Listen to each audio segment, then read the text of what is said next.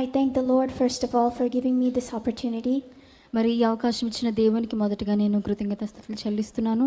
And Pastor Jyotiraju, Sunita auntie and their wonderful family for having me here to serve alongside them. మరి జ్యోతిరాజ్ గారితో అలాగే సునీత ఆంటీతో వారితో పాటు కలిసి దేవుని సేవలో వాడబడడానికి వారు ఇచ్చిన ఈ అవకాశం బట్టి వారికి కూడా నా వందనాలు తెలియజేస్తున్నాను.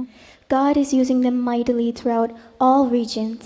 మరి అనేకమైన ప్రాంతాల్లో దేవుడు వారిని వాడుకుంటున్నారు. Their ministry has been a blessing to us and to thousands of people. మాకు అలాగే అనేకమైన వేలాది మంది జనాలకి వారి యొక్క పరిచర్య బ్లెస్సింగ్గా ఉంది, ఆశీర్వాదంగా ఉంది. And I thank them wholeheartedly for inviting me to share God's word in these 40 days fasting prayers. ఈ 40 రోజుల ఉపవాస ప్రార్థనలో దేవుని వాక్యాన్ని పంచుకోవడానికి వారు నన్ను ఆహ్వానించినందుకు మరొకసారి వారికి నేను వందనాలు తెలియజేస్తున్నాను. I also bring greetings on behalf of my family and Calvary Ministries in Hyderabad. మరి నా కుటుంబం తరపున అలాగే కల్వరీ మినిస్ట్రీస్ తరపున హైదరాబాద్ నుండి మీకు నా శుభాలను తెలియజేస్తున్నాను. Everyone back home sends their love and they continue to pray for you, for this ministry and for the pastor's family. అక్కడ మేమందరం మిమ్మల్ని ప్రేమిస్తున్నాము, మీ కొరకు ప్రార్థన చేస్తున్నాము.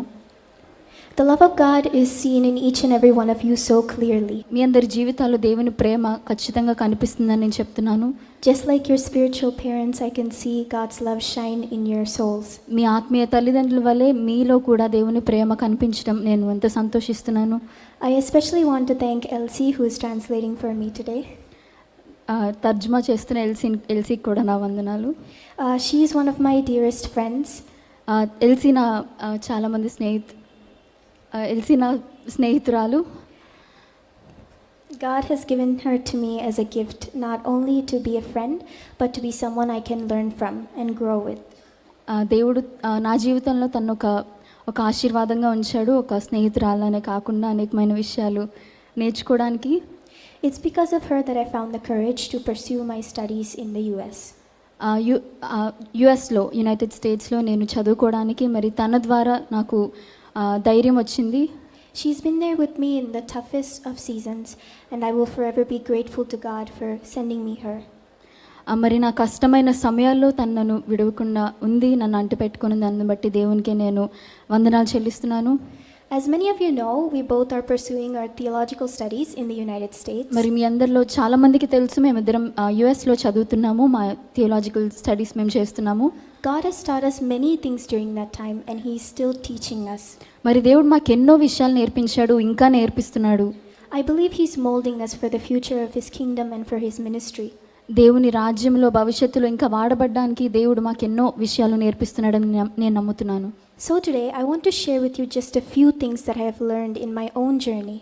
మరి నా ప్రయాణంలో దేవుడు నాకు నేర్పించిన కొన్ని విషయాలు మీతో పంచుకోవాలనుకుంటున్నాను. I am still not an expert by any means and I am still learning and I have so much more to learn. మరి నేనంత ఎక్స్పర్ట్ కాదండి, నేనంత ప్రొఫెషనల్ కాదు, ట్రాన్స్లేట్ చేస్తున్న నేను కూడా కాదండి. అయినా కూడా దేవుడు నాకు ఎన్నో విషయాలు నేర్పిస్తున్నాడు, ఇంకా నేను నేర్చుకుంటున్నాను. And I am thankful to share some of what God has taught me.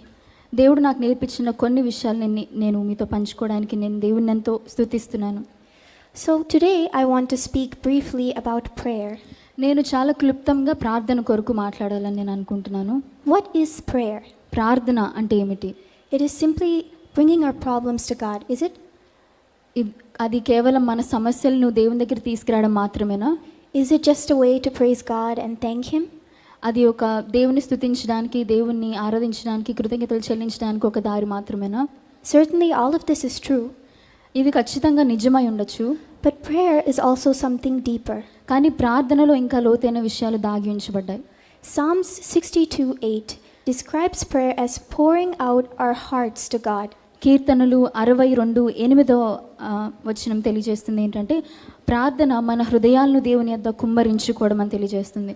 Similar to this, in 1 Samuel 1:15, Hannah describes prayer as pouring out her soul to the Lord.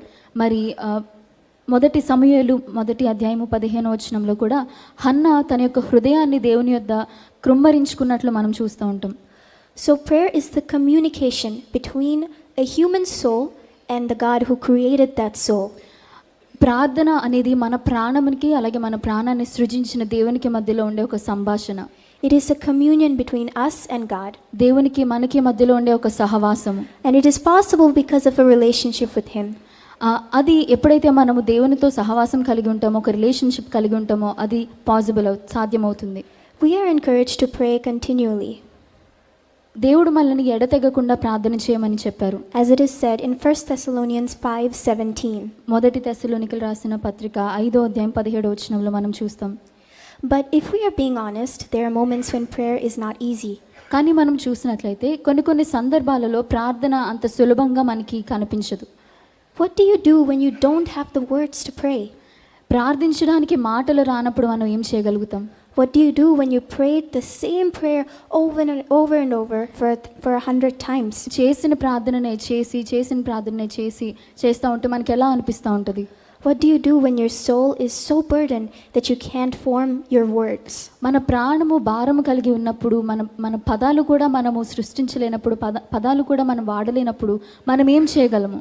So let's read Romans chapter 8 verse 26 to 27. మనం ఒకసారి రోమీయులకు రాసిన పత్రిక 8వ అధ్యాయము 26 నుంచి 27 వచనాలు మనం చదువుదాం. Likewise, the Spirit helps us in our weakness, for we do not know what to pray for as we ought, but the Spirit himself intercedes for us with groanings too deep for words. And he who searches hearts knows what is in the mind of the Spirit, because the Spirit intercedes for the saints according to the will of God. అటువలే ఆత్మయు మన బలహీనతను చూచి సహాయము చేయుచున్నాడు.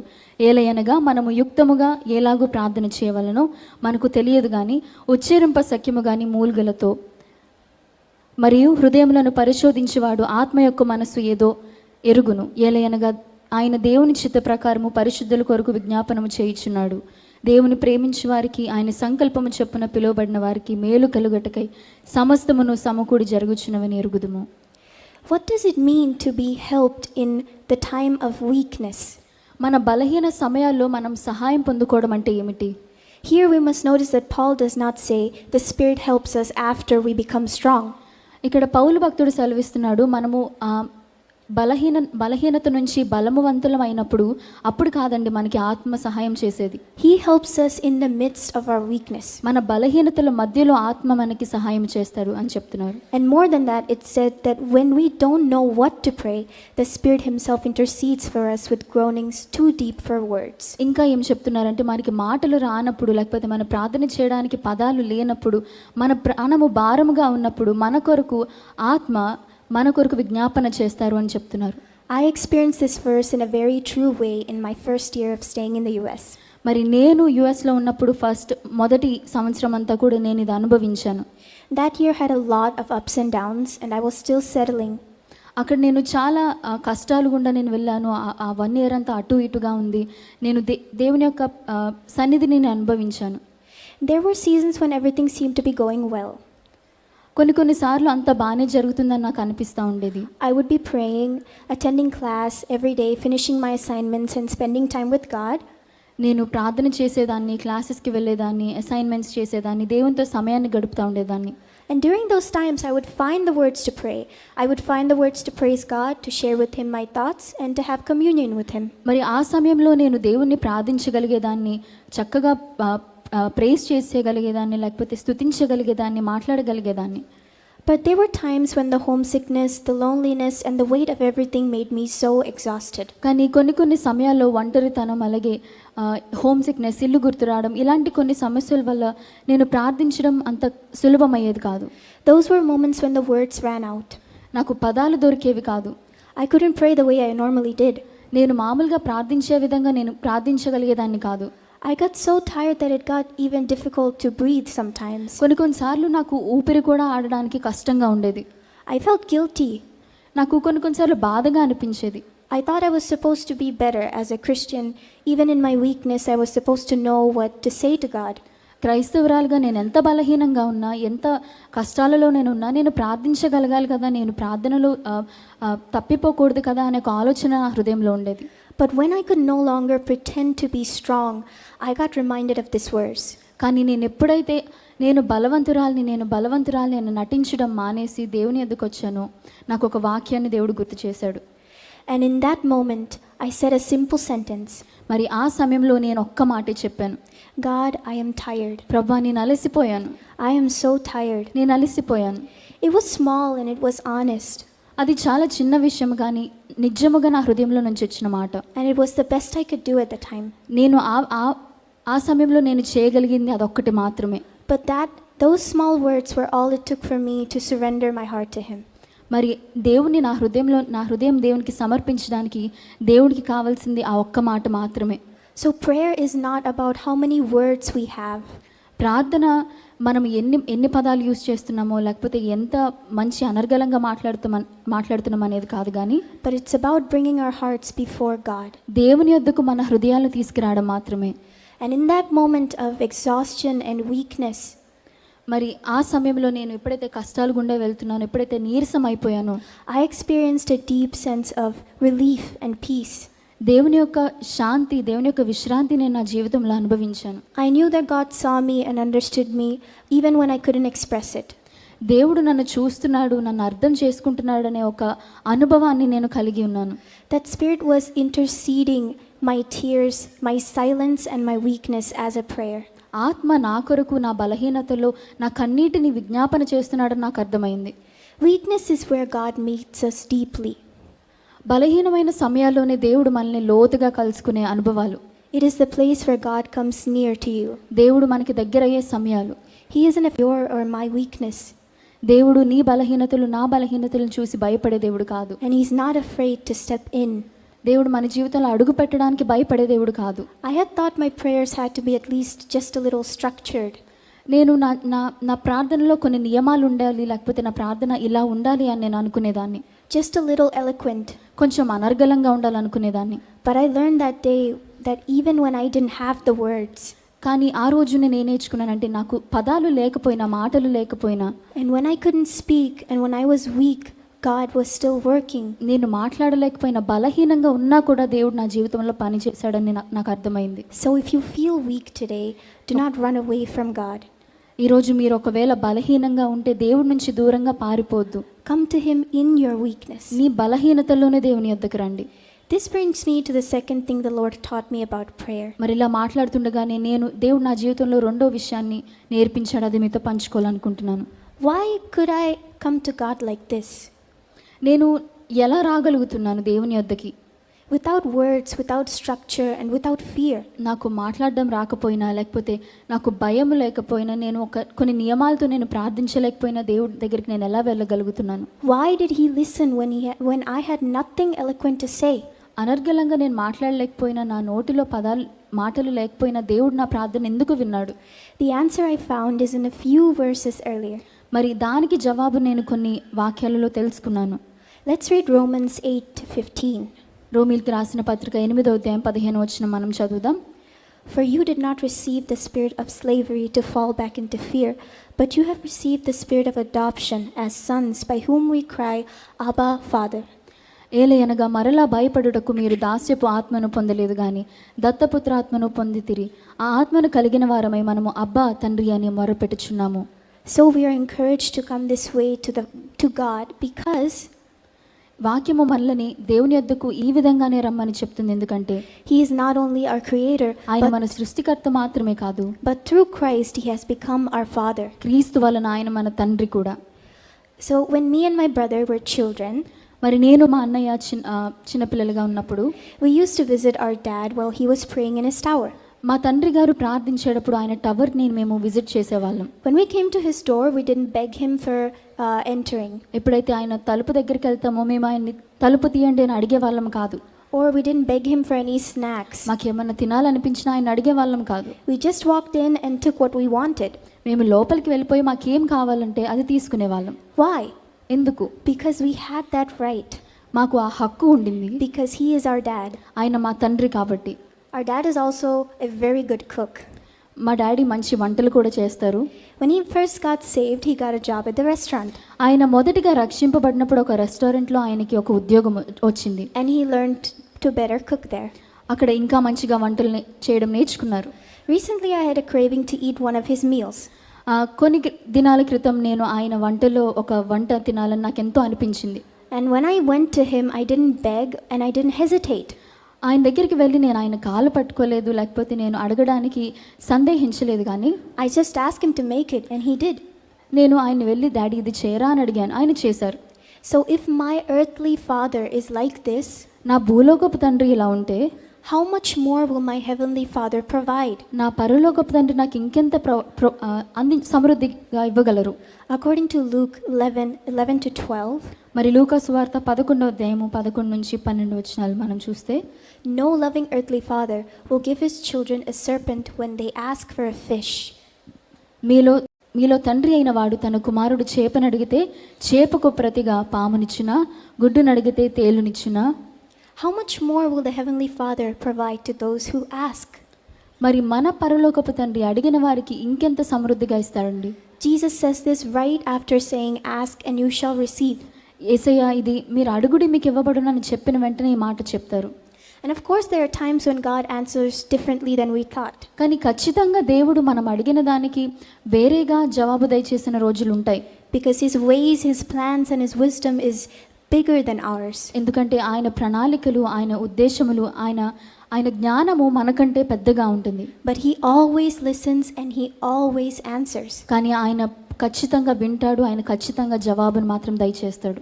Matthew 6:8 also reminds us that the Father knows what we need before we even say it. మత్తయి సువార్త 6వ అధ్యాయం 8వ వచనం కూడా మనకు తెలియజేస్తుంది ఏంటంటే, తండ్రిని అడగక మునిపే మీకు అక్కరగనున్నవేవో ఆయనకు తెలియను అని వాక్యం సెలవిస్తుంది. So we come to him bravely in his presence. ఆయన సన్నిధికి మనం ధైర్యముగా వెళ్ళొచ్చు. We share what's on our mind as children to a father.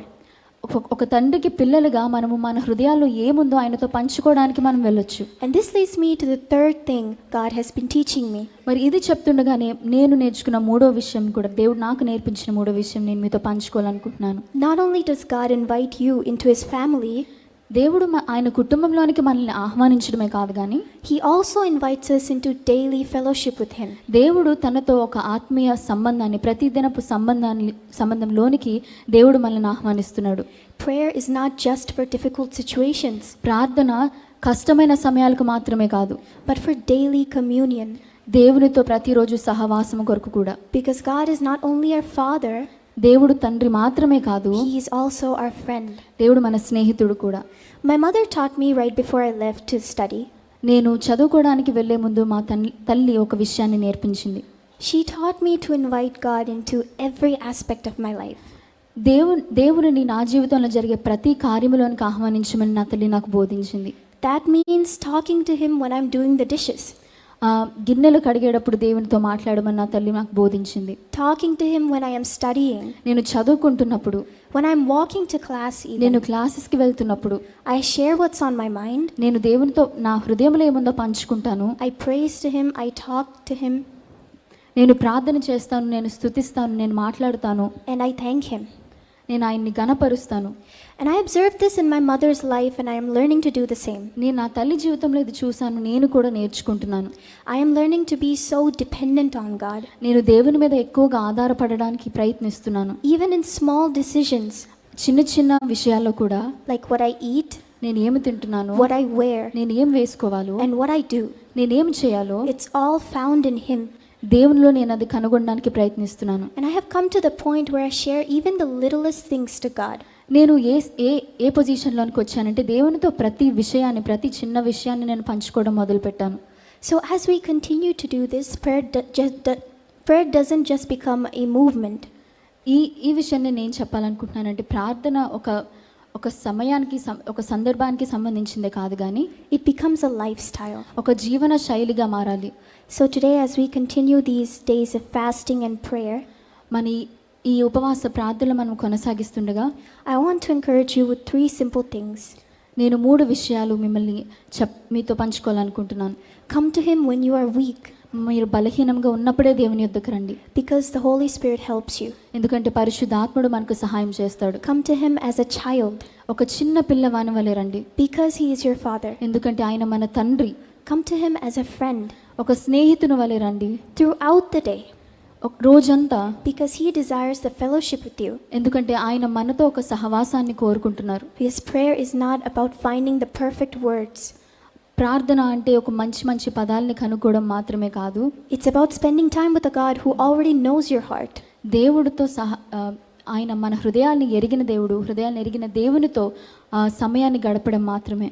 You may have heard all of these things before, మీరు ముందే ఈ విషయాలన్నీ తెలుసుకొని ఉంటారు, వినే ఉంటారు. but let this be a reminder today కానీ నేను మీకు గుర్తు చేయాలనుకుంటున్నాను of the gift of prayer and of the love of God that He has for you. ప్రార్థన యొక్క ప్రాముఖ్యత, అలాగే దేవుడు మన పట్ల ఉన్న ప్రేమ. He is reminding you again.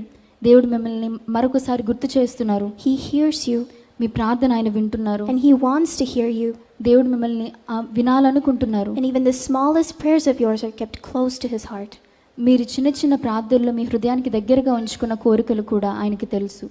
May we learn not just to pray more, ఎక్కువగా ప్రార్థించడం మాత్రమే కాదు, but to pray with a deeper understanding, లోతైన అర్థముతో, లోతైన అనుభవాలతో, greater freedom, మంచి స్వాతంత్రముతో, and a closer relationship with Him. ఒక దగ్గరమైన సంబంధంతో ప్రార్థించుదుము గాక.